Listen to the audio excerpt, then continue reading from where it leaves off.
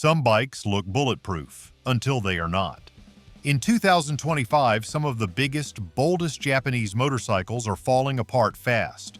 From engine failures to failing electronics, these machines are no longer reliable.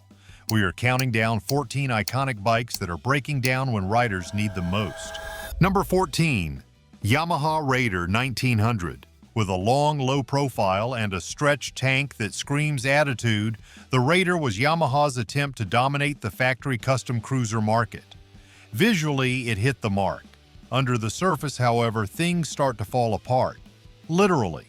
The Raider is powered by a massive air-cooled V-twin engine displacing 1,854 cubic centimeters.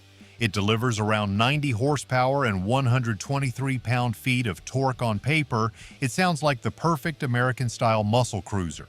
In practice, it has left many owners stranded due to starter motor failures, unreliable stator output, and premature drive belt degradation. The electrical system in particular has proven fragile, especially as the bike passes the 40,000-mile mark. Fuel injection mapping is also hit or miss, with idle issues surfacing in colder climates. Braking comes courtesy of dual front discs and a single rear disc, while the suspension includes a conventional front fork and a hidden rear monoshock setup. With a wet weight of roughly 730 pounds and a low seat height of 27 inches, the Raider looks and feels intimidating, but the handling isn't forgiving. The front end feels vague at lean, and rear shock performance suffers on longer rides. When it was new, this cruiser came with a price tag around $15,799.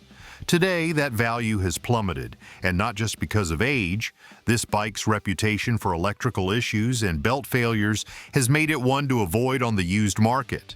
Even die-hard cruiser fans are realizing the Raider looks better in the garage than it performs on the road. It is not the only cruiser with muscle problems. The next one is even heavier, and it shows. Number 13. Suzuki Boulevard C109R. This bike is what happens when a company tries to blend cruiser aesthetics with performance metrics from a sport bike. It is massive, aggressive, and undeniably powerful. At the center of the bike is a liquid-cooled V-twin engine displacing 1,783 cubic centimeters. It produces a jaw-dropping 125 horsepower and 118 pound-feet of torque figures that rival even some super sport machines. Unfortunately, all that performance comes with serious downsides. The most notorious issue is the final drive unit, which has been known to fail under heavy torque. Clutch assemblies are also a weak point, often wearing prematurely or slipping under throttle. The water pump and cooling system components have shown a tendency to leak, especially in warmer climates. Braking is handled by dual front discs with radial-mounted calipers and a single rear disc. Suspension consists of an inverted front fork and a rear monoshock integrated into a single-sided swing arm. The entire chassis weighs around 765 pounds, making low-speed handling difficult and cornering more challenging than it should be. The long wheelbase adds stability at speed but reduces agility on tighter roads. This heavyweight cruiser carried a new price close to $13,499, but high repair costs and a dwindling parts supply have seriously affected resale value. Riders who once praised the C109R for its raw power are now voicing frustration over frequent mechanical failures, limited service knowledge among dealers, and the increasing cost of ownership. It is a bold machine, but bold doesn't mean bulletproof, and time has not been kind. From fat-fendered regret to futuristic flameout, the next entry burns through more than just fuel. We picked out the gear that actually holds up. No gimmicks, no guesswork. Grab the must-haves in the description and ride smarter. Number 12. Yamaha VMax. Few motorcycles have a more imposing presence than the VMax. Born to destroy quarter-mile times and shred tires in the process, it became one of the most recognizable power cruisers on the road. The VMax features a beastly V4 engine displacing 1,679 cubic centimeters. It cranks out 174 horsepower and 113 pound-feet of torque numbers that would make any sport bike jealous. But with that performance came complexity. Owners have reported widespread issues with the electronic control unit, including misfires, throttle glitches, and sensor failures. Second gear often becomes problematic, especially under aggressive acceleration, with several riders experiencing missed shifts or outright transmission damage. Electrical gremlins extend to the lighting system, speedometer, and ignition module. Braking is handled by dual front discs with 6 piston calipers and a single rear disc. Suspension includes a fully adjustable telescopic fork and a link-type rear monoshock with preload and rebound settings. The VMax weighs about 683 pounds wet, and while its low seat height makes it accessible, maneuvering this heavyweight through traffic or parking lots is far from graceful. The riding position, although aggressive, becomes uncomfortable on longer trips due to limited leg stretch and hard seat padding. When new, the bike retailed for approximately $17,999. But today, the cost of maintaining a VMax often exceeds its resale value. As parts availability shrinks and diagnostic support becomes rarer, many owners are quietly walking away from this torque monster. Despite its legend status, the VMax now lives as a warning. Power without reliability is just a ticking clock. One high-performance monster down, but the next one was supposed to be a workhorse, not a breakdown magnet. All right, listen up. Hours of research, wrench-turning forums, and angry owner threads went into this. We did the digging so you don't have to. If that's not worth a quick subscribe, what is? Number 11. Honda Gold Wing. No touring motorcycle has symbolized long-distance luxury more than the Gold Wing. With a legacy dating back to the 1970s, this touring icon became a household name for comfort, reliability, and sheer mileage potential. However, models built between 2001 and 2017 are beginning to show their age, and not in flattering ways. One of the most reported issues involves the transmission, with owners complaining of slipping gears and poor shift engagement, particularly in higher mileage bikes. Alternator failures have also become increasingly common, resulting in loss of power delivery to key components like heated grips, navigation systems, and lighting. Adding to the concern is the growing scarcity of electronic modules and sensors, many of which require proprietary tools or dealership-only diagnostics. The power plant is a flat 6-cylinder engine with a displacement of 1,827 cubic centimeters, delivering approximately 118 horsepower and 125 pound-feet of torque. The braking system includes dual front discs and a single rear disc, while the suspension consists of a leading link front fork and a rear single-shock swing arm with electronic preload adjustment. Tipping the scales at 879 pounds wet, it is one of the heaviest bikes in its class. Despite its girth, the Gold Wing is surprisingly stable at speed, but slow-speed maneuvering requires both experience and confidence. Ergonomics are top-tier with plush seating, full wind protection, and ample luggage capacity. When new, these models range from $23,999 to upwards of $30,000 depending on trim. But today, maintenance complexity and aging components are giving even Gold Wing loyalists a reason to reconsider. Touring troubles aside, our next entry proves even naked bikes can unravel behind the scenes. Number 10. Yamaha FZ1. At first glance, the FZ1 appears to be a practical, performance-focused standard with clean lines and a strong engine. Dig a little deeper, and the issues begin to surface. Common complaints from long-term owners include severe throttle snatch in the low RPM range, premature ignition coil failures, and irregular fuel mapping that leads to engine surging. The heart of the bike is a detuned version of the R1's engine, delivering a solid balance of power and reliability when functioning properly. It is a 4-cylinder power plant with a displacement of 998 cubic centimeters, producing approximately 143 horsepower and 78 pound-feet of torque. Despite that impressive spec sheet, the FZ1 struggles with fueling smoothness, especially in stop-and-go traffic. Braking is handled by dual front discs with 4 piston calipers and a single rear disc, while the suspension consists of a conventional front fork and rear monoshock, both adjustable for preload and rebound. Weighing in at around 475 pounds wet, the bike handles well but can feel top-heavy during low-speed turns. The upright riding position makes it an appealing choice for commuting and weekend rides alike. Pricing when new hovered around $10,699, positioning it as an affordable alternative to sport bikes.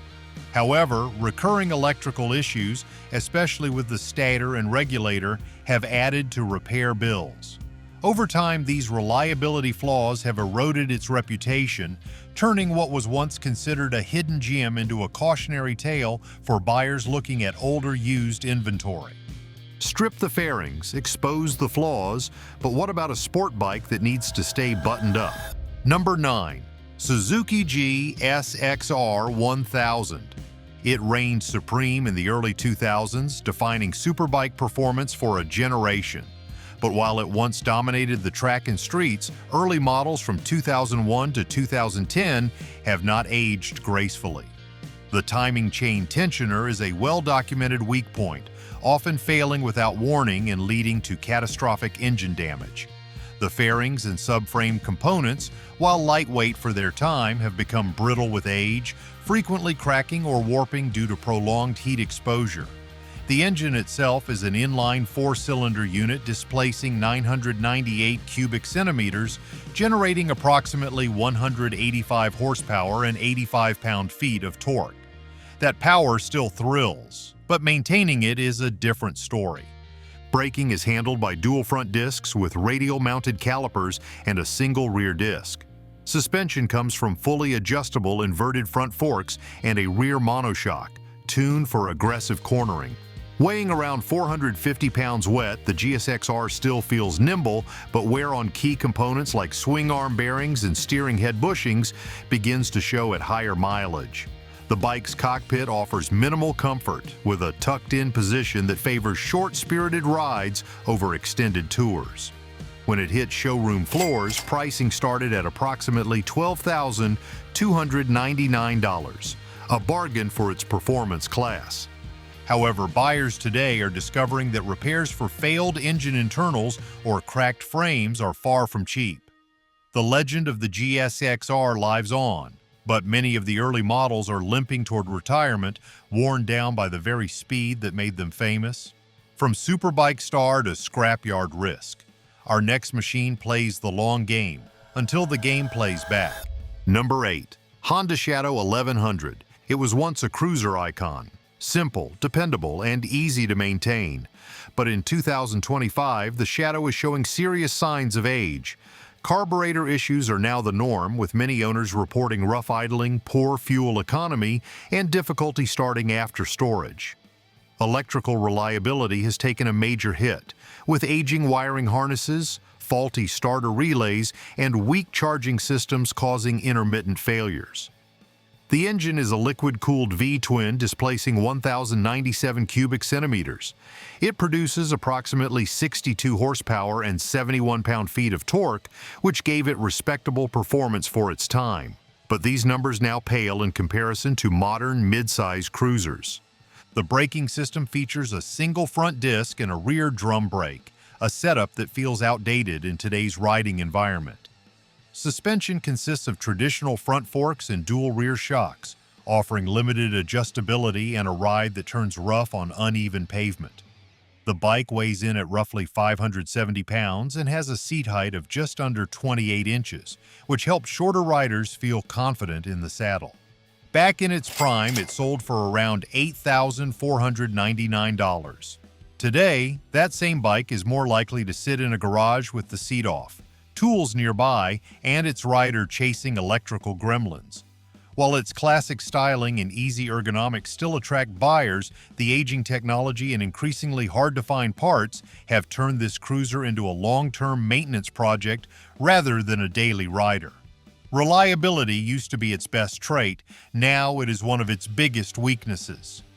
That is a cruiser clinging to the past. Next up is a sport tourer clinging to its warranty. Number 7. Yamaha FJR 1300.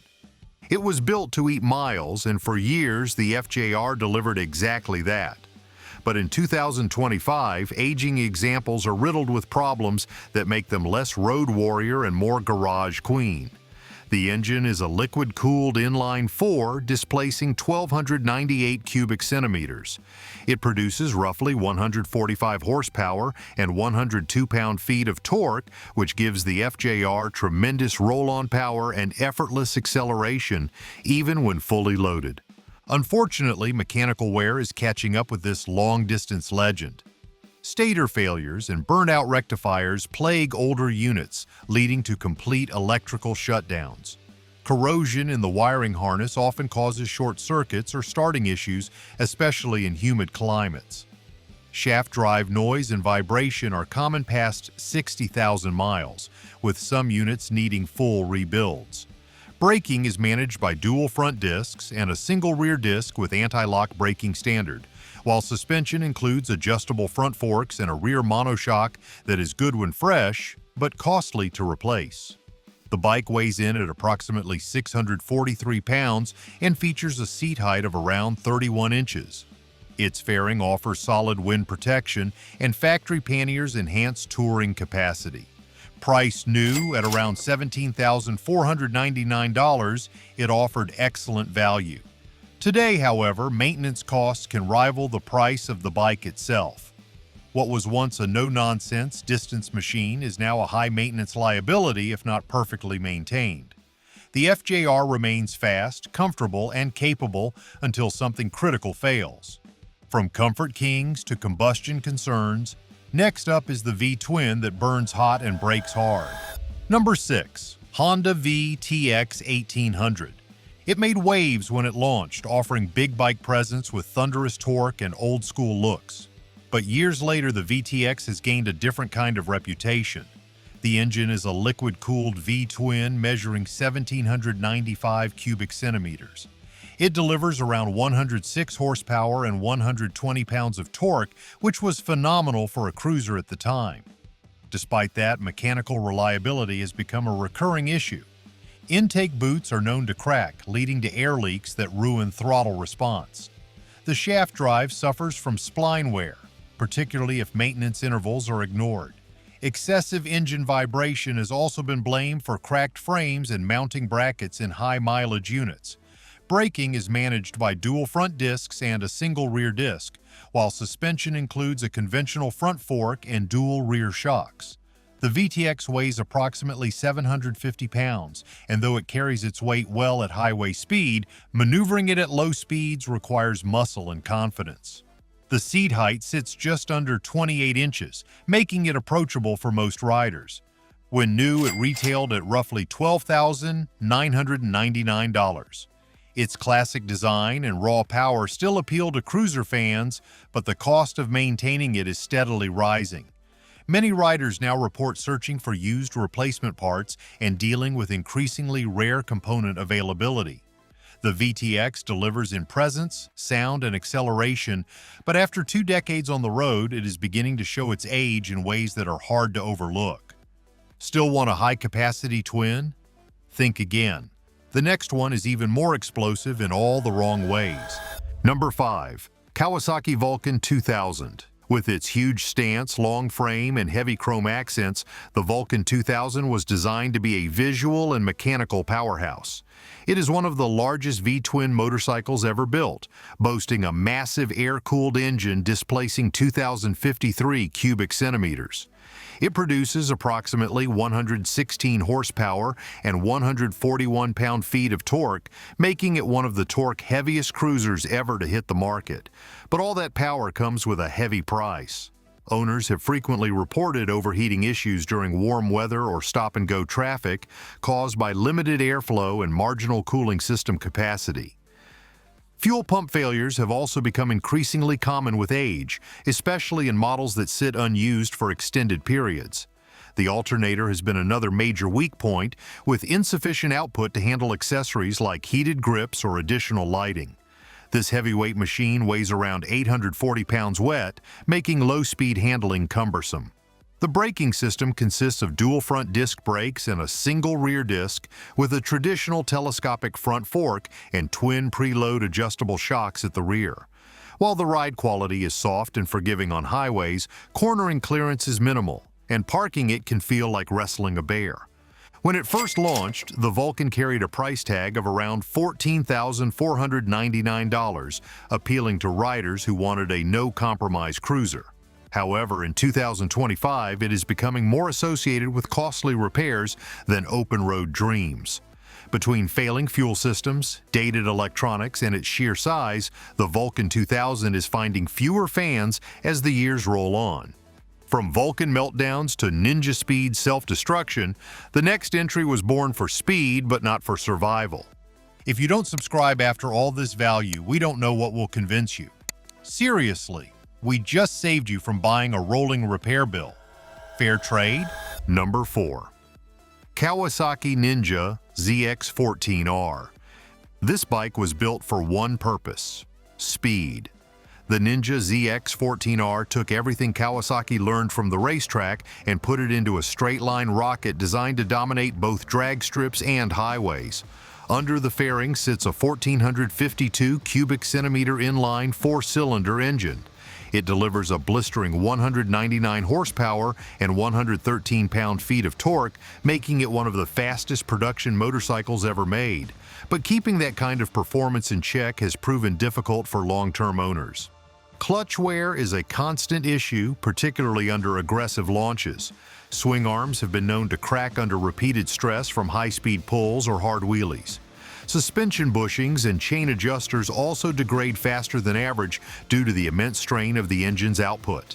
The braking system includes dual front discs with radial-mounted calipers and a single rear disc.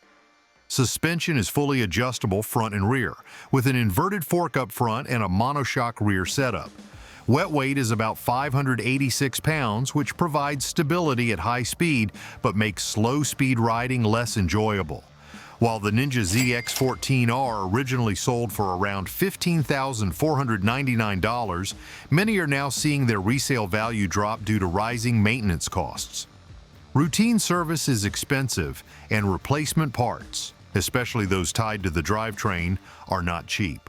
While the bike continues to thrill riders with its unmatched straight-line speed, its upkeep and structural issues make it a risky buy in 2025. From warp speed woes to budget bike breakdowns, this next one fails riders before they even hit second gear. Number 3. Suzuki GSX250R. Marketed as an affordable entry into the world of sport bikes, the GSX250R won over new riders with sleek styling and a low price tag. But beneath its sharp looks is a motorcycle that struggles to deliver on long-term reliability. Powering the bike is a liquid-cooled parallel twin engine displacing 248 cubic centimeters. It produces just 25 horsepower and 17 pound-feet of torque, suitable for beginners, but far below competitors like the Ninja 400 or the R3. The lightweight frame weighs only around 390 pounds wet, which makes it easy to maneuver in city traffic or parking lots. However, owners have reported frequent stalling issues, particularly during warm-ups or at low RPMs. Fairing components are notoriously fragile and tend to rattle or crack over time. The suspension setup includes conventional telescopic forks up front and a single rear monoshock, neither of which offer much in the way of damping or comfort. Braking is managed by a single disc up front and a single disc in the rear, with no standard anti-lock braking system on early models. Fuel economy is decent, but long-distance comfort is limited due to the cramped seat and basic ergonomics. While the GSX250R was originally priced at $4,499, its reputation for brittle parts and limited performance has made it an increasingly tough sell, even in the used market. It may look sporty, but its performance and build quality fall short of the standard expected in 2025. Small and struggling, but now we return to the top end of the food chain where failure gets really expensive. Number 2. Kawasaki Concourse 14. Designed as a high-speed touring bike with sport bike DNA, the Concourse 14 promised both comfort and performance across long distances. Underneath the aerodynamic bodywork sits a 1,352 cubic centimeter inline-4 engine that delivers approximately 155 horsepower and 103 pounds-feet of torque. This motor is a slightly retuned version of the same power plant used in Kawasaki's flagship Hypersport, giving the Concourse thrilling roll-on acceleration and highway passing power. But as these bikes pass the 40,000-mile mark, riders begin to report serious problems. Rotor warping under prolonged braking is a frequent complaint, especially on extended downhill sections. The cooling fan system has proven underpowered, leading to overheating in warmer climates or traffic. Worse, the electrical system has shown consistent issues including voltage regulator failures, instrument cluster malfunctions, and random stalling episodes. Braking duties are handled by dual front discs with radial-mounted calipers and a single rear disc. Suspension consists of an inverted front fork and a rear monoshock, both adjustable for preload and damping. Weighing in at approximately 690 pounds, the Concourse offers a stable ride at speed but becomes top-heavy in parking lots or city congestion. Its tall seat height of around 32 inches makes it better suited for taller riders, though the wind protection and ergos are excellent for high-mile touring. With a new price tag that hovered around $16,299, the Concourse was positioned as a high-value alternative to European sport tours. But in 2025, reliability concerns and part sourcing difficulties have pushed it off many riders' lists. It is fast, it is sleek, but it is one electrical gremlin away from leaving you stranded. One more left, and it is a machine so overbuilt it collapsed under its own reputation. Number 1. Suzuki Boulevard M109R. Aggressive, powerful, and unapologetically bold, the M109R was Suzuki's attempt to dominate the power cruiser scene. It features a massive 1,783 cubic centimeter liquid-cooled V twin engine capable of producing 125 horsepower and 118 pound-feet of torque. These specs made it one of the most powerful cruisers ever offered by a Japanese manufacturer. Its styling, with a wide rear tire and muscular stance, turns heads everywhere it goes. But under that visual bravado, the M109R is plagued with mechanical problems. The most common issue is drive shaft failure, often due to poor lubrication or misalignment. Transmission problems also surface, especially false neutrals and gear engagement failures. Electrical system bugs, particularly within the ECU, cause stalling, rough idle, and speedometer glitches. The bike uses dual front disc brakes and a single rear disc. Suspension duties are handled by an inverted front fork and a single rear monoshock, which offer decent support but struggle on uneven roads due to the bike's stiff ride. The chassis tips the scale at approximately 768 pounds, making it a chore to maneuver in tight spaces. Cornering clearance is limited by design, and the riding position, while aggressive, can become uncomfortable on longer trips. With a factory price close to $13,499, the M109R attracted a loyal following, but many of those riders now face high maintenance costs and shrinking parts availability. In 2025, it remains a bike full of attitude, but lacking the dependability today's riders demand. Looks alone are no longer enough to keep this beast alive. If you've owned one of these bikes or got burned by one, drop your story in the comments. Hit like if you learned something and subscribe if you want more brutally honest breakdowns like this. We'll see you in the next one.